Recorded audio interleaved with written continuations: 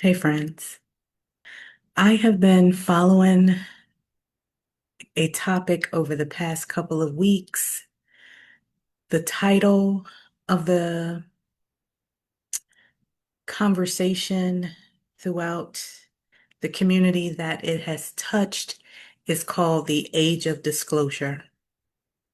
If I'm not mistaken, I believe the originator of this topic was a guy named Casanova Brown on TikTok. And it started because he was sharing how difficult it is to survive in this economy. And he was sharing some of his struggles. I think he had just been laid off from his job and he had been searching for a job for weeks, probably months. And he finally landed a job, but it was only part-time and it didn't have any benefits. And during that time that he was unemployed, he had accrued quite a bit of debt and he was just overwhelmed. And he started the conversation to make it community focused because he wanted other people to know that they were not alone if they were experiencing some of the things that he was experiencing. So he came forward to share his experience and share his journey, to make it public because a lot of people suffer in silence. And ever since he came forward and invited others to speak on the topic, then the video kind of went viral and people started stitching him and replying to him and sharing their own experiences and struggles trying to survive in the current economy. Initially, I just watched from the sidelines because I didn't feel like I had anything of value to add. Um, Although this is a personal finance channel, I tend to focus on investing in the stock market, which is something that requires money to do. So I just didn't feel like this conversation was my lane. And I just would watch the videos when I would see them, and I would leave comments with encouragement and support and any tips I may have had if I experienced something that they shared in their video. And then recently, I saw a video from a coach. I don't know if she's a business coach, a money coach, or what, but she added her 2 cents. And I just thought her commentary was so tone deaf, so out of touch, and just crass. She said something like, I don't know how I got on this side of TikTok. I'm usually on rich talk. I don't spend time on poor talk, so I don't even know how these videos came across my screen. My first thought was, girl, you train your algorithm. But that's neither here nor there. What really rubbed me the wrong way about what she said was that she used to be homeless and she was homeless just 2 years ago. And now she has $5 million. So she went from homeless to $5 million in 2 years because of her coaching business. The purpose of this video is not to say whether she was telling the truth or not, or whether you can go from homeless to 5 million in just 2 years. That's not why I'm creating this video. Um, but seeing that video, it rubbed me the wrong way, and I felt like if you have nothing of value to add to the conversation. If you have nothing to share that will be helpful for the people who are struggling, because she said something like, we ain't all struggling. I'm a millionaire and all of my friends are millionaires. And I my initial thought was to create a video to clap back at her and to break down all the reasons why I didn't think she was really a millionaire and to share what real millionaires do because what she was presenting was not it. But she got a lot of flack. I didn't need to weigh in on that. She got the flack that she deserved. A lot of people was responding and saying how tone deaf she was, and they were questioning her degree. She called herself a doctor. I think her name was Dr. Denisha Monet on TikTok. She called herself a doctor and claimed she had a PhD in psychology. And of course, all the FBI agents, the social media FBI agents, proved that that was not true. But anyway, she got a lot of flack for her commentary, which was well deserved, in my opinion. And then she came back and doubled down and said something like, all you poor people just don't get it. You don't understand. I'm like, but wait a minute, chick, didn't you just say you were homeless 2 years ago? And she said she was responding to some of the criticism because people were saying her house didn't look like she was a millionaire. Something about her ceilings, popcorn ceiling, something like that. But she came back and said, oh, this I record in my apartment. I have another house that's a 5 bedroom with 3 living rooms. Girl, the more she talked, the more ridiculous she sounded. But anyway, that was the second video that really struck a chord with me. But that's also not the video that made me want to weigh in on the conversation. The responses that she was getting was more so entertainment for me because she deserved it. She deserved all the, a lot of them were funny too, but she deserved all of the clapbacks that she was receiving because even if she had $5 million, whether that's business revenue or profit, that's neither here nor there, even if she had $5 million, if you see videos of people talking about age of disclosure and they are creating community with each other and standing in solidarity with each other so that others can know you are not the only one struggling. We are in this together. We are all struggling. This is my story. If that's not your story and you have nothing of value to add, then mm, I was about to I was about to say something not nice. But if you have nothing of value to add, being quiet is free.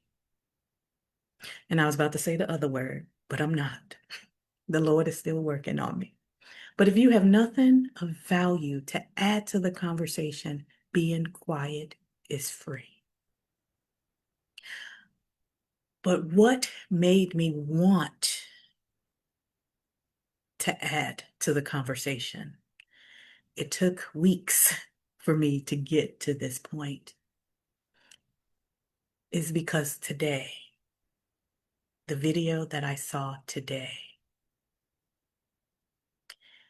it was a video from a single mom. And in the beginning, the video started out, she was just sharing her experience right now being overwhelmed. I think she had 2 or 3 kids.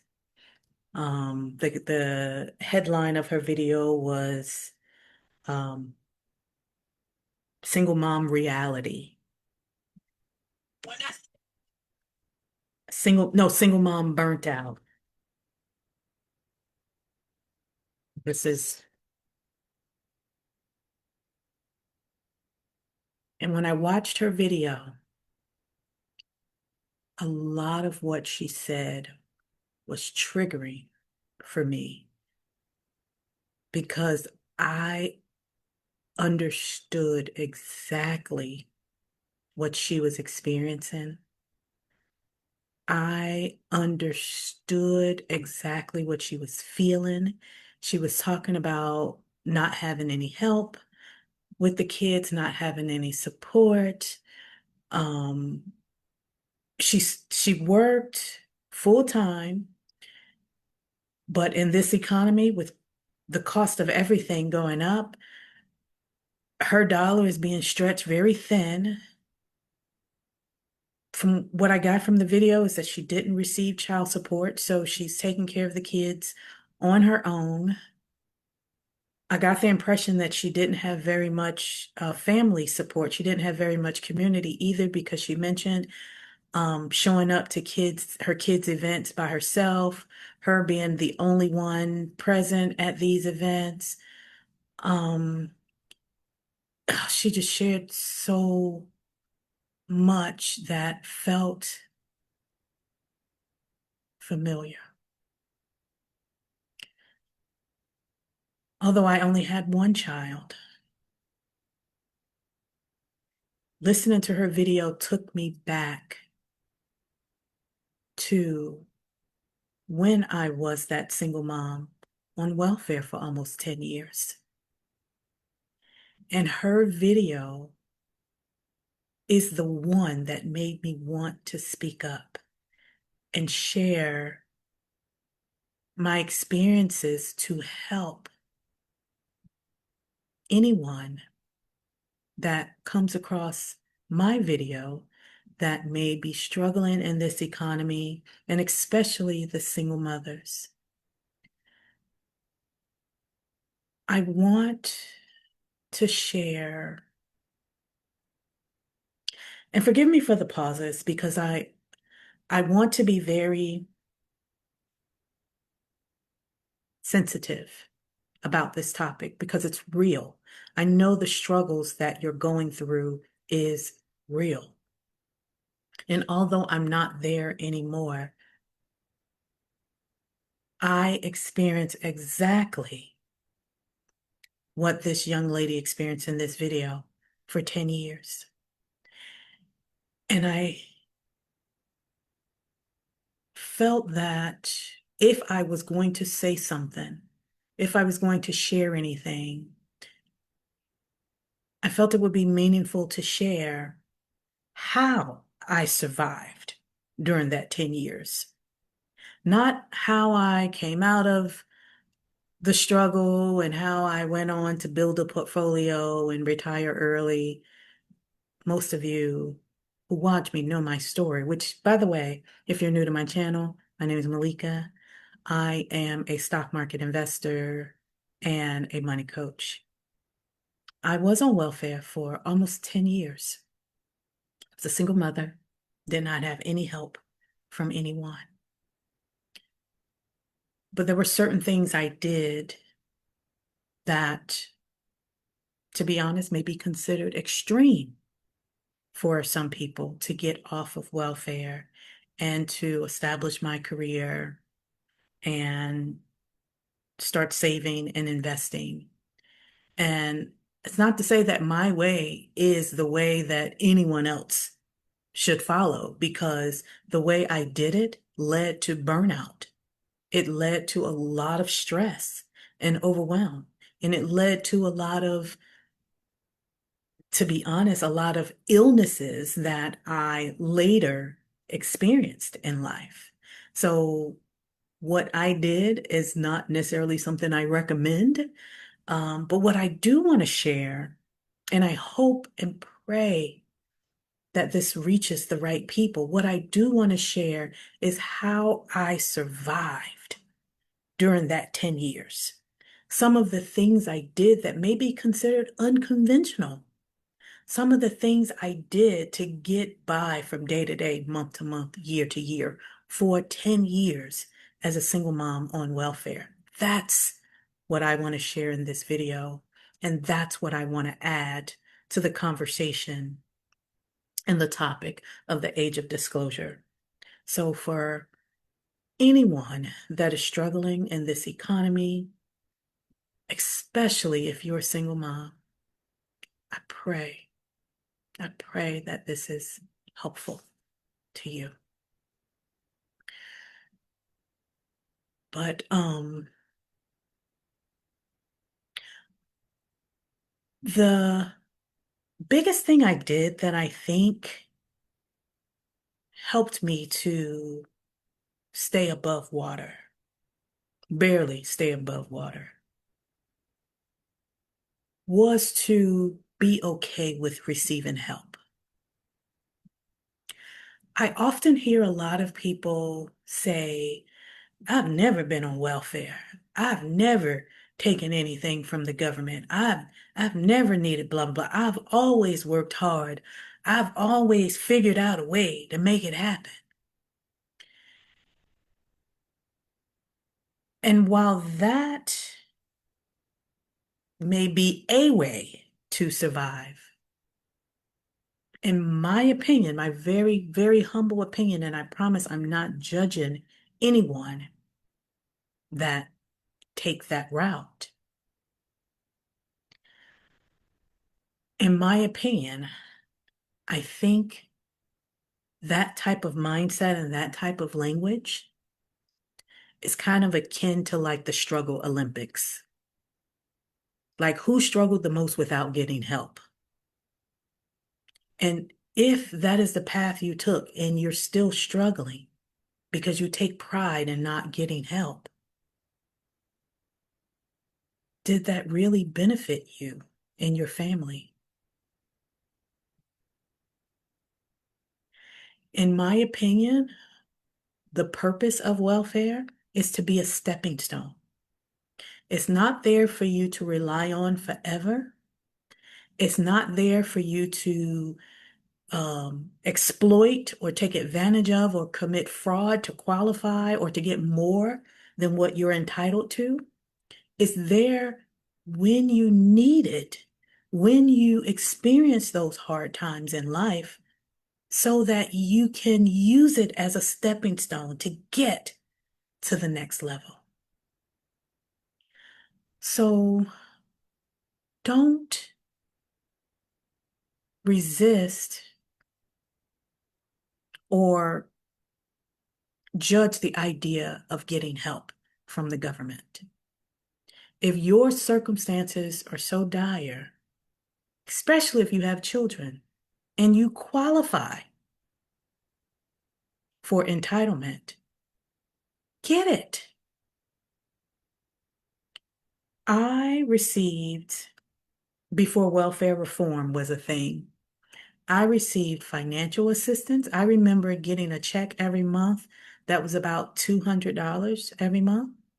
I received food stamps. I remember getting up to about 220 a month in food stamps during like emergency situations, because where I lived, it was very prone to like hurricanes and things like that. So during emergency situations, if there was a hurricane or flooding or electricity went out and your food went bad, they would increase the food stamps. And I have received at some points as much as $400 a month in food stamps when they added the emergency benefits on top of the regular benefits. I received Section 8 housing. So Section 8 would give me a voucher. It's not the same as like government housing. I received a voucher and I was able to go find my own apartment or my own home to rent if that property owner accept Section 8 vouchers. So I lived in a very, very nice middle class neighborhood, but I received Section 8. And let's say the rent was back then, this is not going to sound like a lot, but it was a lot back then. Let's say the rent was 725. Because of the Section 8 voucher, I may have been responsible for paying 250 out of pocket myself, and then Housing Authority paid the difference. But I received all kinds of assistance, and that assistance did a lot for me. And it definitely helped me to take care of my daughter. And one of the things that, the most important thing that receiving help from welfare did for me was it relieved the strain, the mental strain, the stress of not having enough food to eat. It relieved the stress of having to work two or three jobs just to pay rent. It relieved the stress of having to do side hustles because that, even though it was only $200, that $200 cash benefit filled in the gap for like buying household supplies. Because with food stamps, you can only buy food, but that $200 cash benefit allowed me to buy toilet paper, laundry detergent, toothpaste, soap, things like that. So it alleviated the immediate stressor so that I had the mental capacity to enroll in school, to work on my degree so that I could one day establish a career to earn enough money to get off welfare, right? I did work part-time. I worked a lot of different part-time jobs in retail. I used to work at a shoe store in the mall.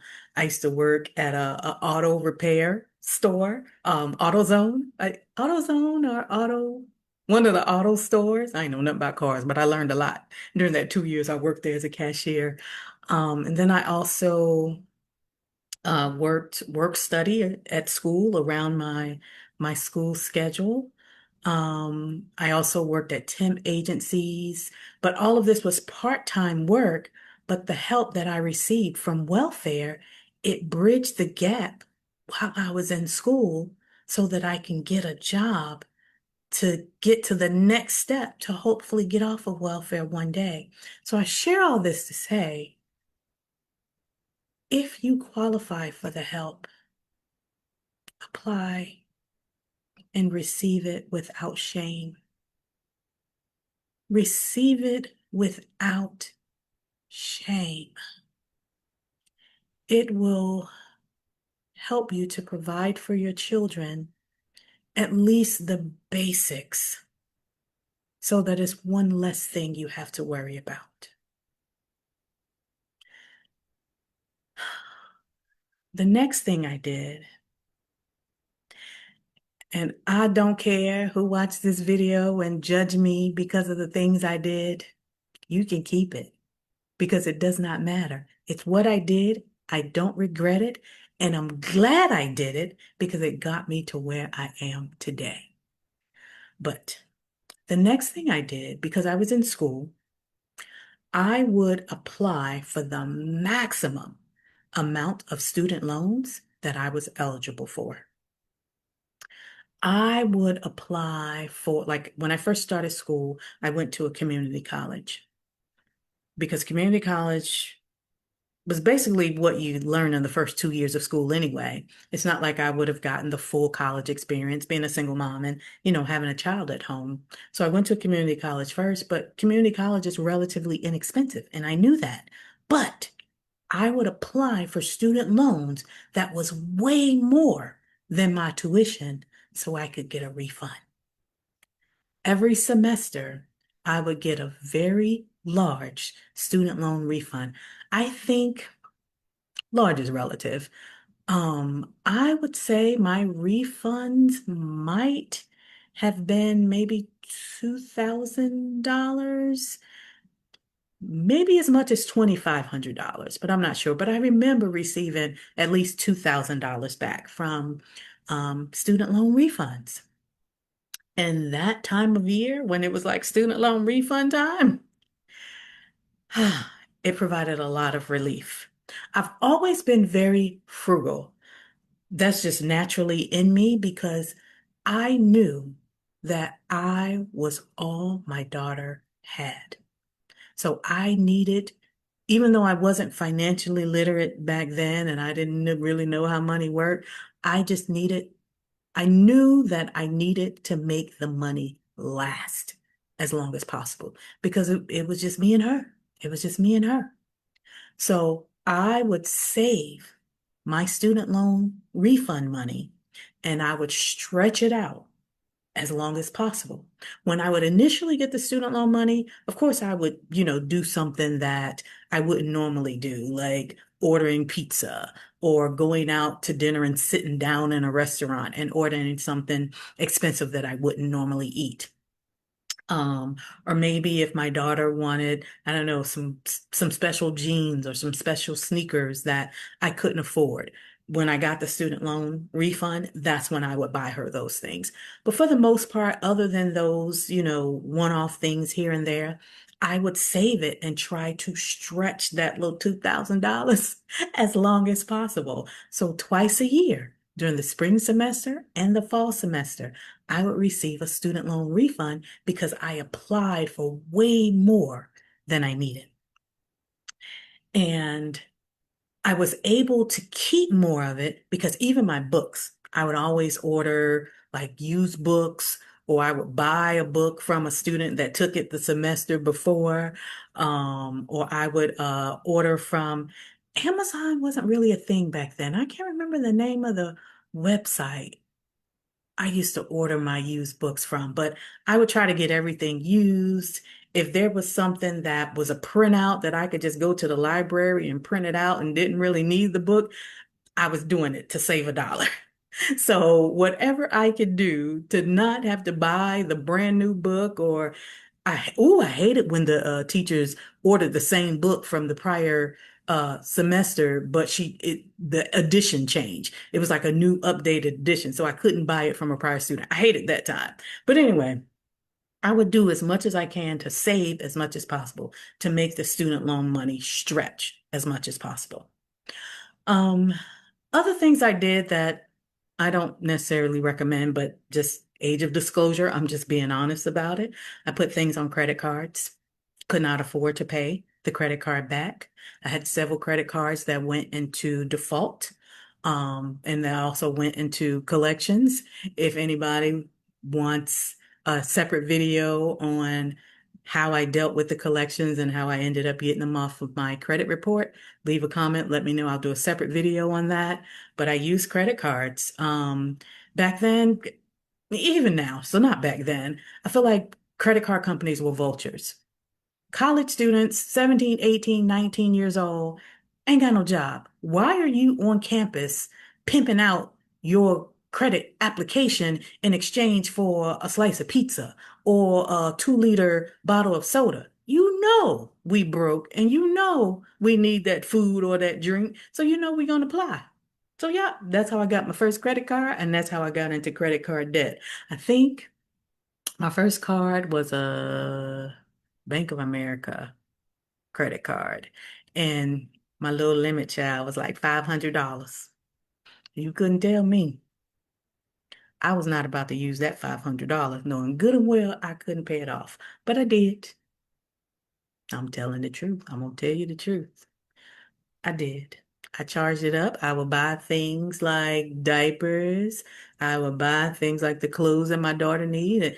Growing children, child, one day they might be a size 2T, the next day they might be a size 4T. And ain't but a month past.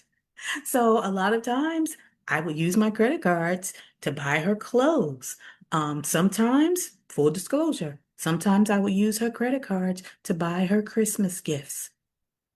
Mm-hmm.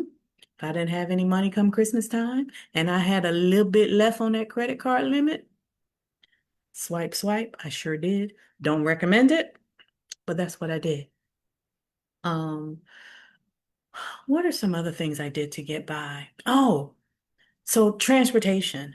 That was always a stickler for me because in order to get to school or to go to work, I needed transportation to get around. In the city that I lived in, I didn't live in a big metropolitan city that had public transportation. So you needed a car. So I would use my refund check. I did this twice, so not the entire time I was in school. But I did it twice. I would use my refund check. No, not my student loan refund, my tax refund check. Let me talk about that one first. During tax time, I qualified for the earned income tax credit.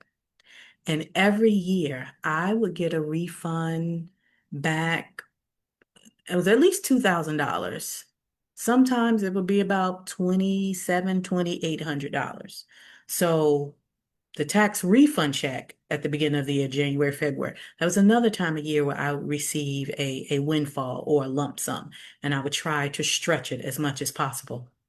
But because that would be the time period like after the holidays when I was broke and then ran up debt anyway, I call myself trying to be responsible, trying to pay off the debt or trying to pay at least the minimum due. Child, that was fruitless.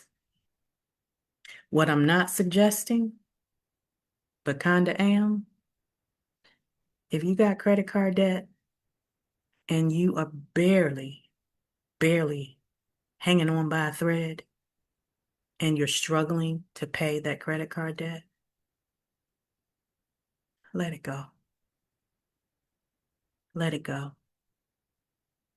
And any moral police or ethical police watching this video, you do what's best for you. Credit card debt has no collateral attached to it. So other than turning it over to collections and, that can create other problems later. But there are laws and limits to what they can do too. But for right now, if you are drowning right now and you are choosing between spending your money to buy groceries to feed your kids and trying to pay the minimum on that credit card, choose the food. Always. Let that credit card go to collections.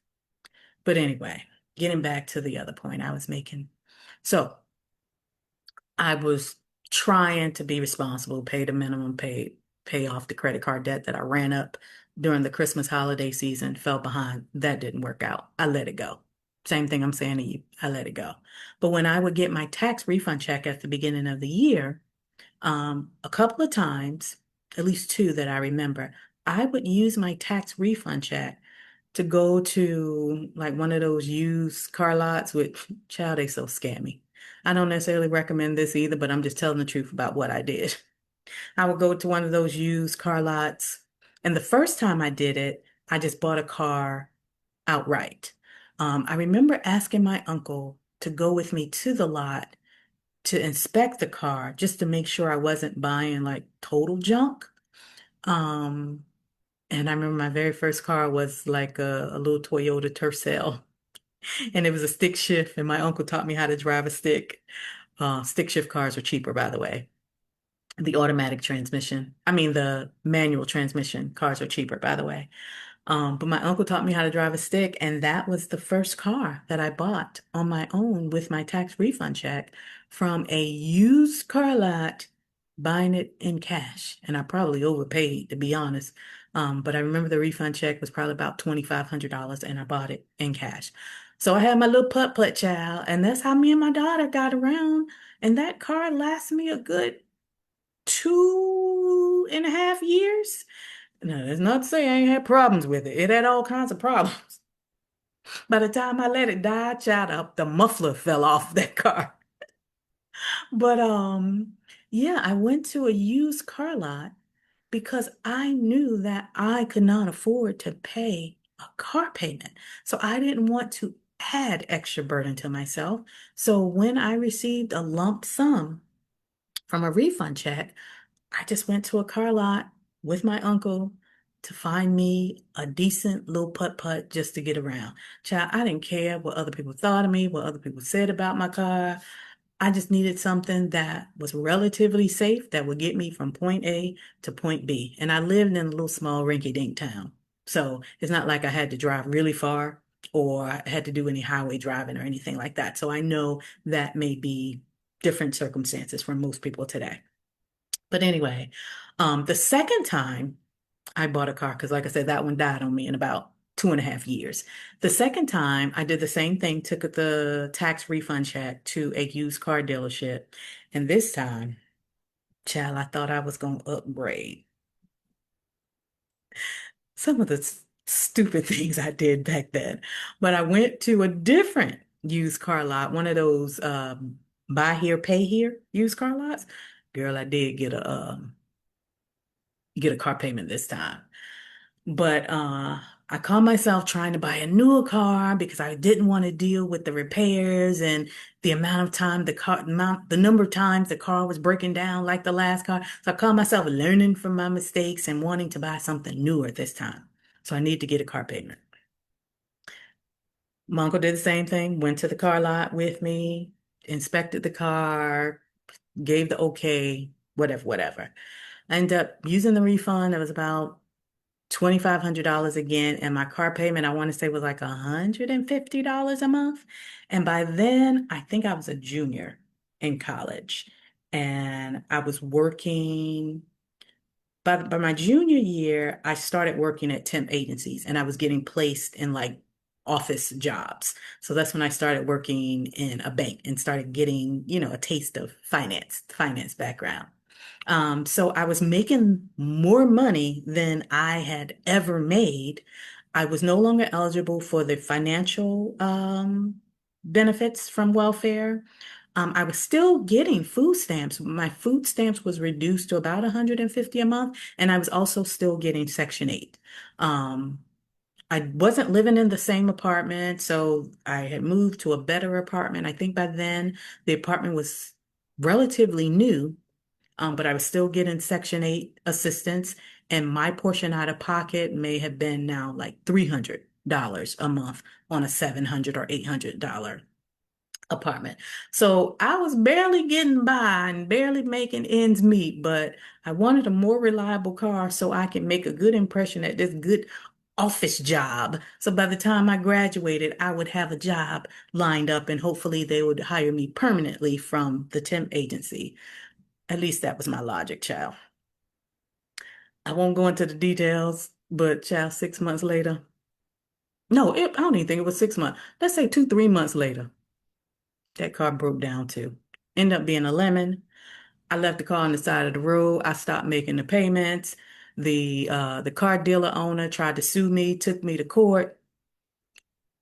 I can't remember the details, but I do remember I did not have to pay him anything because of the lemon laws and because he picked up the car and he actually resold it to someone else.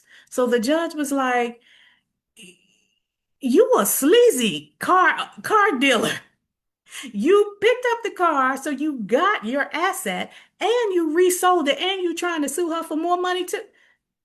Child, I don't want to go down that rabbit hole. My point is, I have done some things that put me deeper into the hole that probably weren't the smartest financial decisions. For 10 years, I lived robbing Peter to pay Paul, barely making ends meet, um, getting a lot of grace from people like that judge, making some decisions that I'm not proud of, like running up credit card debt and not paying it off. But I share all this to say, for those of you that are sharing videos that follow the theme, the age of disclosure, if you're struggling, stop trying to juggle all the balls. If you're juggling 4 or 5 different balls and trying to keep them all in the air, girl, let some of them fall. Drop some of them balls. The only balls that I would prioritize is having a roof over me and my children's head, having food to eat, and if you live in a city that does not have public transportation, then the transportation so you can get to your job, get to their school, take them to daycare.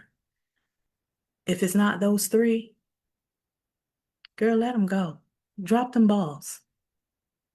Those people that you owe, oh well, they're probably not struggling.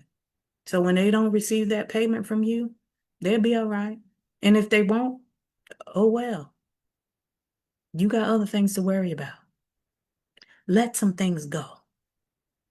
And also, don't be ashamed of getting help from welfare, especially if you have children.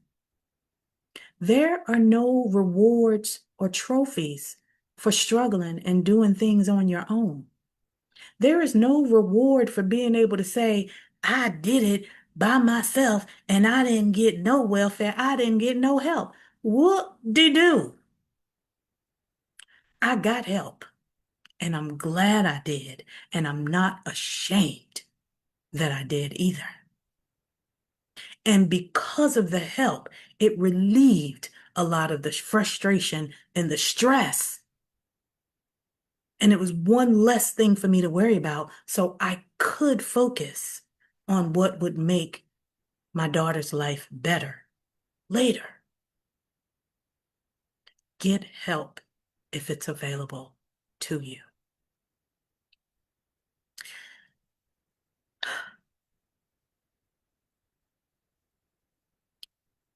I'm going to pause there. I pray that this helped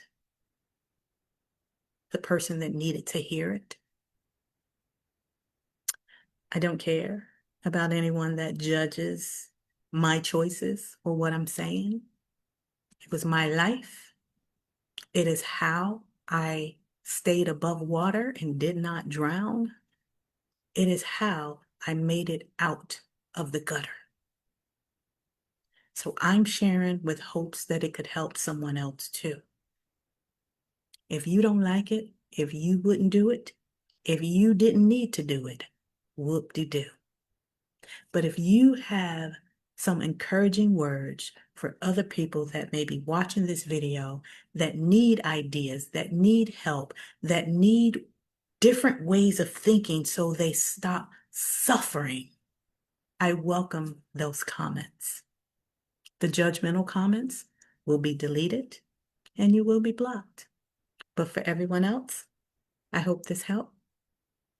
And until next time, bye for now.